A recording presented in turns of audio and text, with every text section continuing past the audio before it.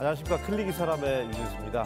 요즘 경기가 워낙 안 좋아서 그런지 세 사람만 모이면 꼭 꺼내는 얘기가 언제쯤 경기가 좀 나아질까 근심 어린 이야기라고 하는데요.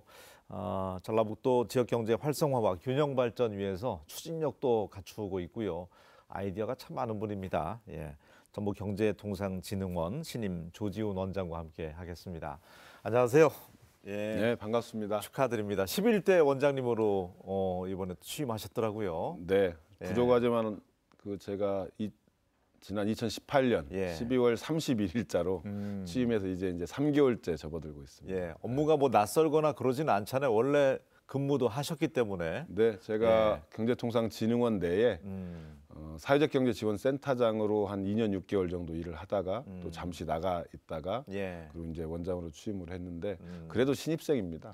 지금 공부하고 있는 거죠. 그래도 또 공부도 열심히 하고 있고 그쪽 분야에서 근무를 했기 때문에 요즘 뭐 출연기관장에 대해서 또 여러 가지 이제 뭐 그 얘기들이 많은데 그런 부분에 있어서는 뭐 시비가 없을 것 같아요. 뭐 감사하게도 응원해 주시는 분들이 많이 있습니다. 되고 나서 직원들에게 이제 좀 공부하는 기관으로 거듭나자고 강조를 하셨다고 그래요. 제가 말로는 업무 프로세스를 단순하게 하고 쉽게 해야 된다. 그리고 그래서 업무량을 줄여야 된다고 말은 하는데 요즘 제가 계속 직원들에게 강조하고 있는 게 직무 역량 강화, 학습하는 조직, 학습하는 조직만이 혁신할 수 있다. 뭐 이런 걸 하다 보니까 우리 직원들이 좀 속으로는 괴로워하는 것 같습니다. 왜냐하면 기존에 있던 직무 역량 그 교육 프로그램을 3단계로 나누어서 세분화시키고 그리고 전 직원이 이제 저희도 한 110명이 넘어가는데 그 110명을 5명에서 6명의 그 소모임 학습 조직으로 만들어 가지고 그거를 지속적으로 그 소모임에서 학습 주제를 선정해서 학습 프로그램을 가동하도록 하라는 걸 하고 나니까 직원들이 세상에서 처음 겪는 일이라고 좀 힘들어합니다. 미안하게 생각합니다. 공부하라고 하면 누구든지 싫죠. 그 대신 뭐 당근은 뭐 있습니까? 지금 현재 저희가 기존에 했던 이제 그 직원들의 평가를 근무 평가와 성과급 평가, BSC 평가로 나누어 가지고 이 원래 BSC라고 하는 게 그 균형 성과 관리라고 하는 거거든요. 그 균형 성과 관리의 가장 중요한 요소 중에 하나가 개인 역량의 강화입니다. 그 개인 역량의 강화만큼의 가점을 주겠다. 그렇게 얘기는 했는데 그게 어느 정도일지 모르겠고 그리고 이제 그 학습 소규모 그 학습 조직 요 조직들이 이제 올해 9월이나 10월쯤에 자기들이 이제 연구한 내용을 프레젠테이션 하게 해가지고 거기에서 스스로 전 직원이 평가해서 해외 연수를 한 팀은 보내준다 지금 그러고 있는데 잘 모르겠어요. 제대로 된 인센티브인데 직원들이 이렇게 공부하면 궁극적으로 이제 원하시는 바가 있겠지만 대민 서비스 질이 좀 높아지나요? 그런 걸 바라보시고 하시는 건지. 그렇죠. 결국은 이제 저희들 표현대로 고객이라고 하는 표현을 쓰는데 고객들에게 정말로 고객들이 필요한 내용이 뭔가를 캐치해서 고객에게 필요한 내용을 전달할 수 있어야 되거든요. 그런데 실제로 이 경제 활동을 하시고 기업 활동을 하시는 분들 중에 소상공인, 중소기업 이런 분들은 특히 소상공인들은 본인들에게 현 단계에서 필요한 것이 뭔가 이걸 실제 잘 모릅니다. 근데 그런 것들을 1차적으로 컨설팅할 수 있어야 되는데 저희들이 그래서 이제 제가 우리 직원들하고 함께 우리 경제통상진흥원의 2019년도 새로운 비전을 만들 때 저희 기관을 도민의 삶터를 일구는 혁신기관 이렇게 비전을 설정을 하고 그렇게 하기 위해서 뭐를 해야 되냐. 우리 경제통상진흥원은 정책 지원의 터미널 역할을 해야 된다. 그러니까 우리 경제통상진흥원에 찾아오시는 고객분들을 보면 오시긴 오시는데 안타깝지만 오시는 분 중에 한 60% 정도는 빈손으로 돌아갑니다. 특별히 도와드릴 게 없어요. 그럼 정말 안타깝거든요. 그런데 이분들에게 빈손으로 돌아가게 하면 안 된다. 우리 경제통상진흥원이 아니라 하더라도 다른 기관이나 지원 정책 프로그램을 안내해서 이분들이 조금이라도 도움을 받을 수 있도록 반드시 뭔가 안겨서 돌려보내야 된다라고 하는 게 이제 저희 직원들과 합의한 내용이고요. 그래서 저희는 그거를 정책 지원 터미널 이렇게 저희들끼리 표현을 하면서 반드시 그분들이 뭔가 우리 얻어가야 된다. 네, 우리 경제통상진흥원의 문을 열고 들어오면 반드시 자신들이 갈 수 있는 길로 이게 보통 뭐 터미널 가면 그 손님들이 가서 자기가 갈 방향들의 티켓팅을 해서 버스를 타고 가지 네, 않습니까? 네, 네. 그런 역할을 해줘야 된다 이렇게 준비하고 있습니다. 그럼 어떤 분들이 주로 찾아오고 어떤 지원을 하는 곳인지 좀 구체적으로 설명을 좀 해주시면 좋을 것 같아요. 네, 네. 우리 경제통상진흥원을 표현하면 경제정책 집행전문기관 저희들은 그렇게 표현합니다. 우리 기업들은 기업 활동을 하는 뭐 중소기업에서부터 뭐 대기업도 마찬가지겠지만 특히 중소기업에서부터 소상공인 자영업자들은 늘 1년 365일 자금 문제, 인력 문제, 마케팅, 판로 개척 문제 늘 이렇게 고민스러운 문제입니다. 이 문제를 해결하기 위해서 지원하는 프로그램을 저희들이 집행하기 위해서 만들어진 기관이 경제통상진흥원이고요. 근데 여기에서 이제 우리들이 흔히 말해서 우리 이제 광역 지방자치단체가 됐건 시군이 됐건 경제정책이라는 얘기를 많이 하지 않습니까? 근데 실제로 지방자치단체는 이 경제정책을 정말로 일도 수립할 수가 없습니다. 왜냐하면 이 거시경제를 다루는 정책 수단이 지방자치단체는 아직도 지방자치 제도가 완벽하지 않기 때문에 이 거시정책을 다룰 수 있는 정책 수단을 하나도 가지고 있지 못합니다. 그래서 지방자치단체가 어떤 방책을 가져야 되냐면 산업 전략을 잘 세우는 문제, 그리고 기존의 정부 경제 정책을 효과적으로 잘 집행하는 문제, 이 두 가지를 잘 해야 되는데 저희들은 그 두 번째인 기존의 경제 정책, 지원 정책을 잘 가져다가 그것이 우리 도민들에게 필요한 방향으로 제대로 집행될 수 있도록 하는 역할, 그리고 그것이 어떤 정책 효과를 내느냐, 이걸 봐서 다시 피드백을 잘하게 하는 것, 이것이 저희 경제통상진흥원 같은 기관들의 주요 임무라고 할 수 있습니다. 특히 또 그 원장님 같은 경우는 사회적 경제 센터장을 했기 때문에 사회적 경제가 언제부턴가 좀 친근한 단어가 됐어요. 네. 예. 그런데도 불구하고 사실 사회적 경제라는 것이 뭐냐 이렇게 하면 사람들 잘 설명을 못 합니다. 네. 왜 설명을 못 하냐면 예. 사회적 경제라고 하는 이 용어가 명확하게 개념이 합의되지 않았습니다. 각 국가와 그리고 처한 그 지역 사회의 특성에 따라서 사회적 경제의 양상이 다 다르기 때문에 그런데 이제 어찌 됐건 사회적 경제라고 하는 큰 테두리 안에서의 대체적인 개념은 이런 거죠.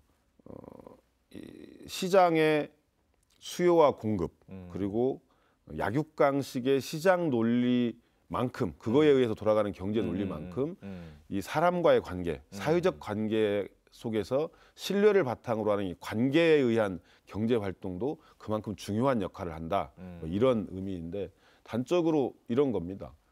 군산에서 이제 최근에 제가 군산에서 진행하는 그 군산사랑 상품권 있잖아요. 그걸 이제 저희들은 이제 지역 화폐 일종이라고 얘기를 하는데 그걸 보고 놀랬습니다. 왜냐하면 올해 군산에서 그 지역 화폐 유통량을 얼마 잡는지 아세요? 어느 정도나 되나요? 3천억 잡고 있습니다. 그리고 이미 제가 알기로 이미 3월 현재 1,000억 이상이 소진되고 있는 걸로 알고 있는데 이게 만약에 서울이나 울산에서 지금 아무리 경제 위기 지역이라 하더라도 그게 울산이나 서울에서 그런 식을 시도했으면 저는 성공하지 못했을 거라고 봅니다. 근데 군산이라고 하는 이 30만 왔다 갔다 하는 이 작은 도시에서 과거에 그 우리가 60년대, 70년대 전라북도가 산업화 시대에 많이 소외됐지 않습니까? 그러다 보니까 우리가 가지고 있는 우리들의 정서가 우리 내면 속에 남아 있는 거죠.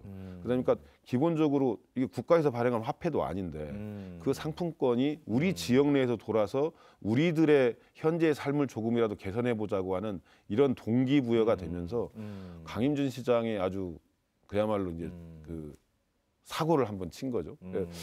그런 것이 사회적 경제다고 하는 겁니다. 우리 지역 내에서 우리들의 신뢰를 바탕으로 해서 돌아가는 경제 활동 이렇게 얘기할 수 있습니다. 군산사랑 상품권은 그 군산 시민들의 사랑이라는 게 IMF 때 우리 근무기 이상인 것 같아요. 그렇습니다. 지금 그 군산시가 저희는 그렇게 성공할 줄 몰랐어요. 솔직히 말씀드리면. 그런데 2018년도 말에 군산사랑 상품권 한다고 하고 강임준 시장이 이제 저하고 이제 개별적으로 좀 개인적으로 친분이 있어서 그런 대화를 하는데 걱정스러운 얘기를 많이 했더니 걱정하지 말라고 하더라고요. 그런데 진짜로 아마 기초자치단체장 중에 청와대를 가장 뻔질나게 드나든 분이 아마 네, 강임준 네, 시장일 네. 겁니다. 그래서 국가에서 지원금을 200억을 받아서 아마 군산시 예산은 100억도 안 들었을 겁니다. 3천억을 운영하는데 그래서 대단한 성공 사례네요. 성공 사례죠. 좋습니다. 청년들 또 붙들어 놓기 위해서 자꾸 타지로 수도권으로 빠져나가는데 창업 적극적으로 육성해야 되는 또 책무도 있잖아요. 경제통상진흥원이. 그렇습니다. 예. 저희가 사회적 기업가 육성 사업을 1년이면 40팀 정도를 창업을 시키고요. 그리고 세대융합 창업 캠퍼스라고 해서 거기서 한 20팀 정도를 육성하고 그리고 개별 또 조그마한 사업들을 통해서 공유경제 비즈니스 모델을 통해서 한 10팀 정도를 하고 약 80팀에서 100팀 정도를 그야말로 돈을 이렇게 융자를 해주는 게 아니고 직접 지원을 해서 창업을 시킵니다. 그리고 이제 우리 뭐 4050 창업, 작은 창업 이런 것들을 통해서 교육을 이수를 하면 창업할 수 있는 돈을 융자를 해서 아주 저리 융자를 해서 창업시키는 팀이 약 100팀 가까이 됩니다. 예. 그런데 제가 걱정하는 건 대학생들이 대학교 때 창업하는 거에 대해서는 정말로 안 했으면 좋겠어요. 왜냐하면 학생 재임 그 재학 기간에 그리고 예, 대학교를 졸업한다 하더라도 아무 경험 없이 창업을 하는 건 저는 매우 위험한 발상이라고 봅니다. 죄송한 말씀이지만 어떤 그 성과를 위해서 계속 청년 창업 이야기를 많이 하는데 그러면서 무슨 뭐 OECD 국가의 선진국들은 대학생들이 취업보다는 창업을 더 많이 한다 뭐 이렇게 얘기하는데 정말 정확한 통계를 가지고 말씀하셨으면 좋겠어요. OECD 국가 중에 청년들이 이게 어떤 직장을 가졌을 때 갖는 직장 중에 그 중에 취업이 아닌 죄송합니다. 네. 취업이 아닌 창업을 하는 비율이 실제로 우리나라는 창업도 아니고 개업이죠. 이 비율이 OECD 국가 중 네 번째, 다섯 번째로 많습니다.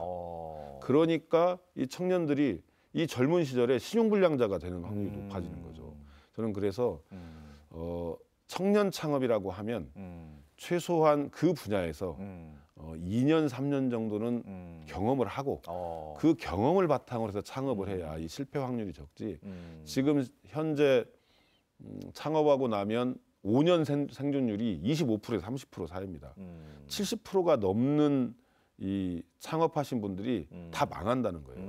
근데 이 우리나라 아직도 이 경제 생태계가 창업하고 나면 재도전하고 재기할 수 있는 그런 생태계가 잘 만들어져야 되는데 저희도 그래서 이제 재도전 패키지 이런 것도 만들어 가지고 정말 노력은 하고 있지만 정말로 재기하기가 어려운 구조입니다. 현재 자체가. 우리가 흔히 젊어서 뭐 실패도 해봐야 된다 하는데 그 근데 그 실패가 실패를- 약이 될 수도 있지만 아예 신용불량자로 해서 더 그럼요. 그러니까 예. 실패를 최소화시켜야 돼요. 예. 다만 이런 창업은 가능합니다. 실험적인 창업, 그 대학교의 창업보육센터를 통해서든지 이게 저희 프로그램을 통해서 지원금을 받아서 자신이 감당할 수 있는 범위 내에서 정말로 개업 말고 정말 창업, 그러니까 이 뭐 프랜차이즈 문 열고 이런 거 말고요. 네, 정말 네, 창업을 해서 경험을 해서 이것이 실패를 하더라도 이것이 우리 지역 사회의 어떤 사회적 경험과 자산으로 축적되어지는 과정 속에서 이런 이렇게 실험적 창업 이런 건 해볼 수 있겠죠.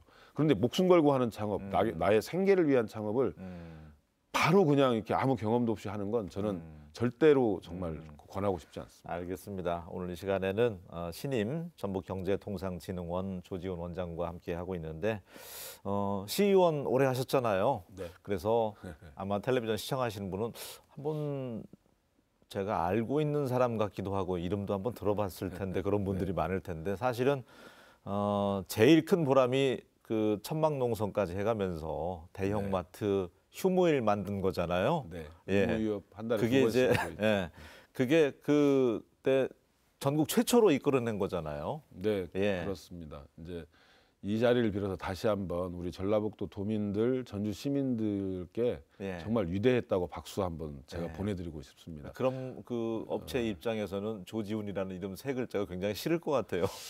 예, 강제로 쉬어야 되니까. 네, 대형마트 의무 휴업을 저희가 시행하는 조례를 공포한 그날 제가 검색어 1위에 올랐고요. 실시간 검색어.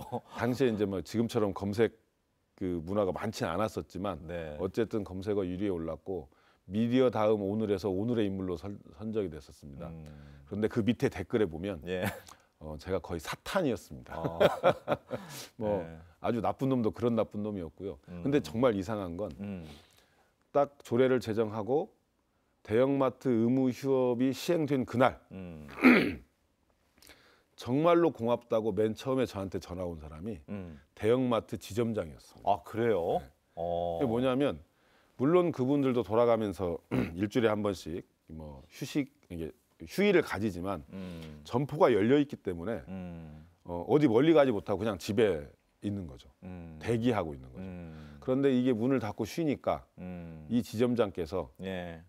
처음으로 결혼하고 처음으로 가족 여행을 잠깐이라도 간다고 정말로 고맙다고 본인도 쉴 수 있으니까 네, 전화가 왔었습니다. 예. 이제 그 뒤로 이제 이게 좀 정치적인 얘기인 것 같아서 좀 죄송하지만 기존에 그 뒤로 이제 이명박 정권, 박근혜 정권 때는 제가 대형마트 의무 휴업을 만든 문제아 취급을 받았는데 요즘 제가 다시 이렇게 좀 좋은 사람으로 불려다닙니다. 예.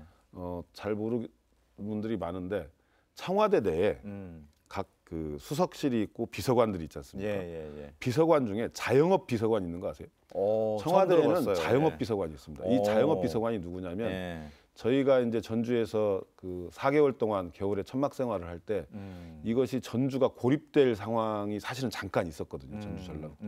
이때 이거를 고립시키면 안 된다고 전국화시켰던 그 소상공인 연합회라고 인천 부평 이쪽에서 활동했던 분이 계신데 그분이 저희들에게 전국화시키는 가장 큰 힘을 줬거든요. 이분이 비서관으로 가겠습니다. 예.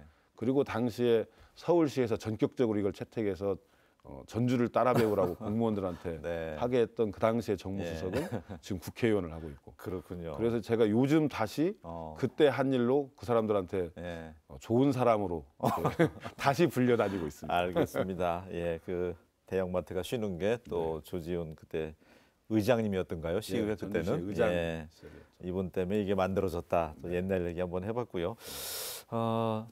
그 가게 하시는 분들 갱리단에도 창업 네네네. 그 인큐베이팅에서 장사하는 분들 지금 갱리단끼리 완전히 지금 호황을 이루고 있는데 잘 됐으면 좋겠는데요. 임대료 부담 크잖아요.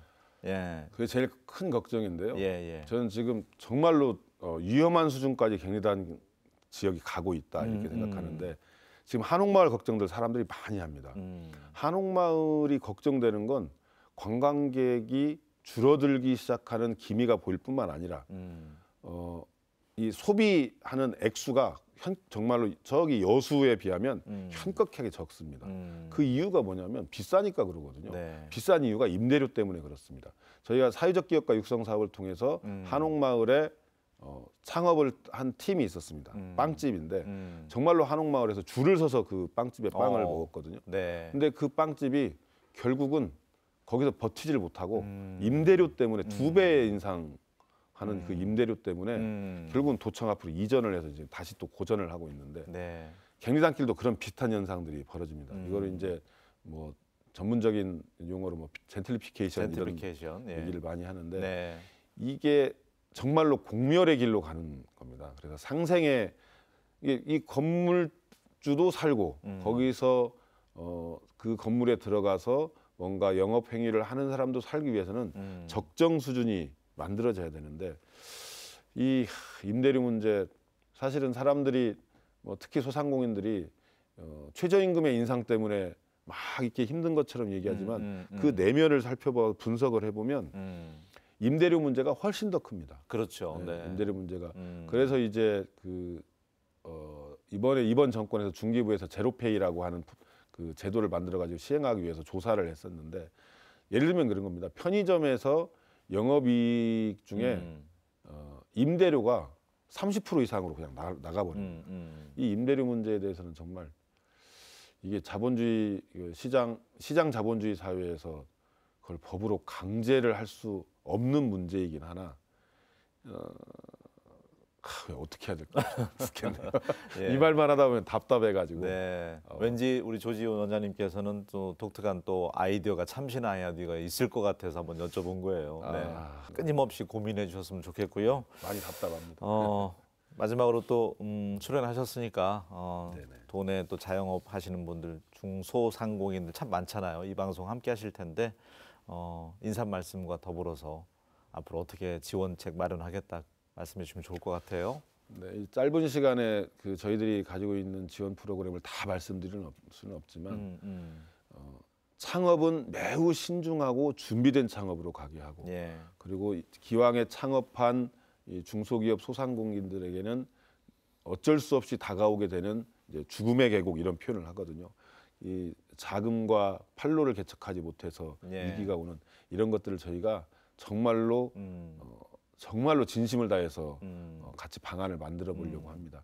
중소상공인 위한 어떤 대민 서비스도 질이 더 나아질 거라는 생각이 듭니다. 오늘 함께해 주셔서 감사합니다. 네. 맞습니다. 예, 오늘 이야기 가운데도 군산사랑 상품권 이야기가 나왔는데 애향의 마음으로 많이 적극적으로 구매해 주셨으면 좋겠다는 생각이 들었습니다. 저는 다음 시간에 다시 인사드리겠습니다. 고맙습니다.